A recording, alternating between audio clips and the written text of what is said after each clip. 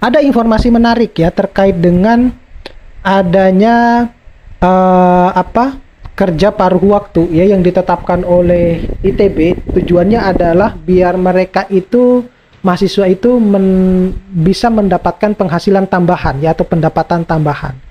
Nah, tentunya dengan adanya isu ya atau penetapan mahasiswa itu harus kerja paruh waktu, itu menimbulkan pro dan kontra di kalangan mahasiswa ya, terutama untuk mahasiswa ITB ya. Di mana tentu ini merupakan hal yang mungkin asing bagi mahasiswa-mahasiswa di Indonesia ya, tetapi kalau bagi kita yang di luar negeri tentu ini bukan merupakan hal yang asing, di mana kalau mahasiswa-mahasiswa di luar negeri itu bekerja paruh waktu itu sudah biasa dan mereka biasanya melakukan untuk memang sebagai pendapatan tambahan mereka, karena kadang beasiswa yang kita dapatkan itu ya tidak cukup. Jadi banyak sekali teman-teman yang atau masyarakat ya yang menilai bahwa ketika seseorang itu sudah mendapatkan beasiswa semuanya akan tercover. Enggak juga Bapak Ibu. Jadi nanti sewaktu-waktu saya akan membawakan video ya terkait dengan dramatikal kalau kita itu mendapatkan beasiswa itu tidak seperti yang dipikirkan oleh masyarakat, yang kita akan dalam kondisi baik-baik saja ya. Kita juga jatuh bangun yang pada akhirnya banyak dari teman-teman kita itu ya semuanya ya rata-rata dan saya sangat juga mengapresiasi teman-teman saya ya yang dalam tanda kutip orang tuanya itu mampu, kaya ya, tetapi mereka masih tetap mau bekerja paruh waktu gitu. Ternyata lingkungan itu sangat mempengaruhi mental seseorang, kondisi seseorang untuk bisa lebih berkembang gitu ya, mau berkembang ke positif atau mau berkembang ke negatif. Nah, kalau kita lihat di beberapa platform berita itu menyebutkan bahwa viral kabar mahasiswa ITB ya, adanya penerimaan pengurangan uang kuliah UKT itu harus wajib kerja paruh waktu untuk kampus gitu. Nah, buntutnya mahasiswa itu mengadakan aksi penolakan di kampus pada hari Kamis waktu itu.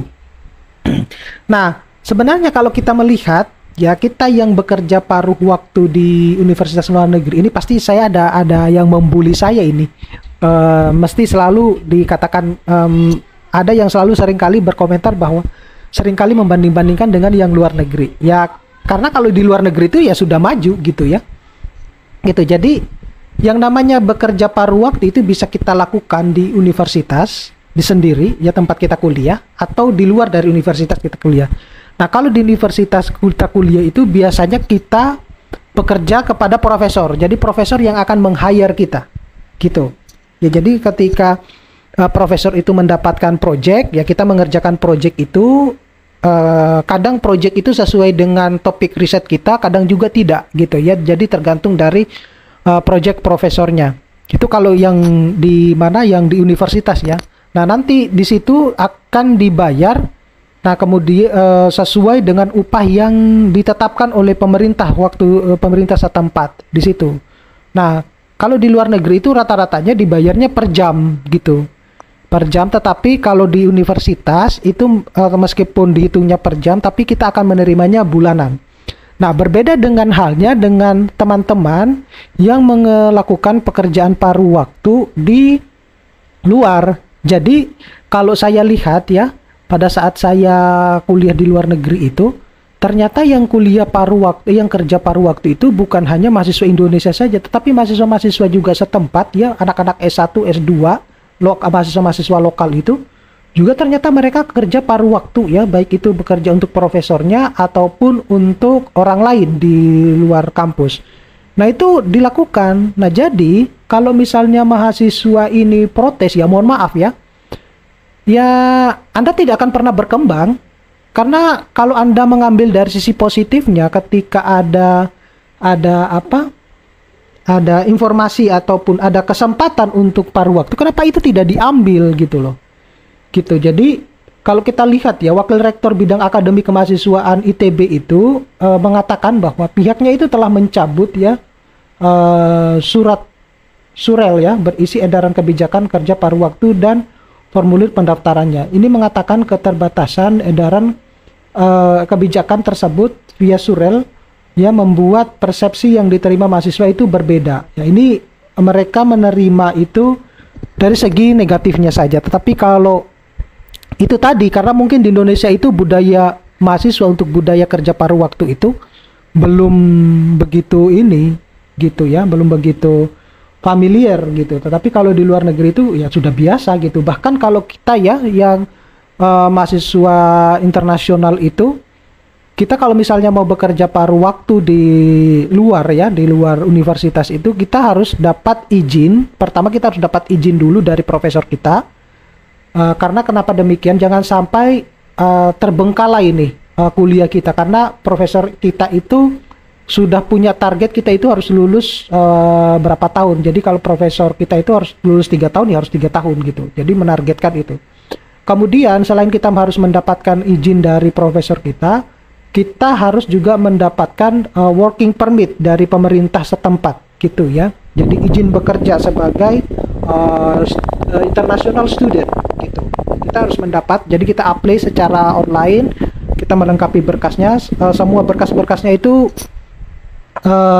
kita bisa dapatkan dari kampus masing-masing. Dan jadi kalau kita tanya ke bagian administrasi, kita mau melamar ya atau apply pekerjaan untuk international student, mereka sudah paham. Itu yang terjadi di negara tempat saya studi gitu. Jadi kalau saya sih melihatnya justru positif kalau ITB itu menerapkan sistem kerja paruh waktu ya. Jadi apalagi kalau saya lihat baca sekilas ya, sepertinya ITB itu menerapkan kerja paruh waktunya itu di kampus gitu, di kampus, bukan justru di luar gitu. Nah sayangnya di Indonesia itu kalau untuk yang di luar itu belum menerapkan ya, artinya kita bekerja di luar dari kampus ya, belum menerapkan sistem gaji harian gitu. Jadi kalau kita yang ada yang studi di luar negeri itu, ketika kita bekerja itu hitungan honorariumnya itu per jam. Nah jadi kalau kita mau bekerja 8 jam atau mau bekerja sekian jam, kita akan mendapatkan bayaran sesuai dengan jam kita bekerja gitu. Nah itu yang terjadi. Nah sayangnya di Indonesia itu belum diatur sedemikian rupa semacam itu. Kalau seandainya itu diatur, itu akan menguntungkan bagi teman-teman mahasiswa ya, generasi penerus gitu ya, atau Gen Z. Tentunya ini akan membanggakan karena bisa menjadi penghasilan tambahan. Jadi kalau terutama mahasiswa yang sudah semester akhir yang mata kuliahnya sudah tidak terlalu banyak, mereka itu bisa mengambil tuh kerja paruh waktu gitu ya. Misalnya kerja paruh waktu di luar kampus ataupun di dalam kampus gitu. Nah sayangnya sepertinya tempat-tempat yang penyedia lapangan pekerjaan itu juga belum memiliki skema penggajian per jam seperti yang diterapkan di luar negeri atau harian gitu ya. Tapi yang lebih bagus itu per jam. Jadi kita bisa melamar, kita mau bekerja katakanlah hanya cuma minimal 5 jam gitu. Ya udah, kita bisa bekerja minimal 5 jam. Nah, seperti itu. Oke, mudah-mudahan ini bisa bermanfaat buat adik-adik ya. Tetap semangat. Nanti kita bisa ketemu pada video-video berikutnya. Saya akhiri, assalamualaikum warahmatullahi wabarakatuh.